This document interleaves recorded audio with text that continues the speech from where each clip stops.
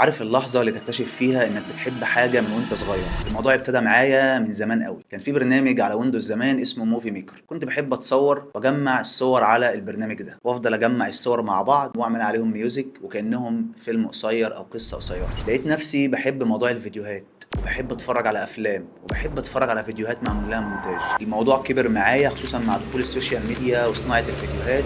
لقيت نفسي بجرب برامج كتيرة جدا لحد ما قررت اخد الموضوع بجد وادرسه بشكل علمي، وهنا قررت ادرس مونتاج واخراج. الحمد لله درست مونتاج واخراج، وحاليا بدرس فيلم ميكنج، وحاليا بقالي اكتر من 4 سنين كفيديو اديتور. اشتغلت مع شركات وافراد سواء فول تايم او فريلانس. اشتغلت في مصر والعراق وقطر والأردن وأمريكا وبريطانيا والإمارات والسعودية، والحمد لله حققت نجاحات كتير جدا معاهم. وكل مشروع كان تحدي جديد، وكل عميل ليه تجربة مختلفة. اللي اكتشفته إن المونتاج مش مجرد قص ولزق، المونتاج هو إنك إزاي تعرف توصل إحساس، إزاي تحكي قصة، إزاي تخدم العميل وتوصل الهدف اللي هو عايز يوصله لجمهوره. أنا عمار سامي، فيديو إديتور، وبحب اشتغل مع الناس اللي شايفين الفيديو مش رفاهية، الفيديو اقوى طريقة توصل صوتك للناس.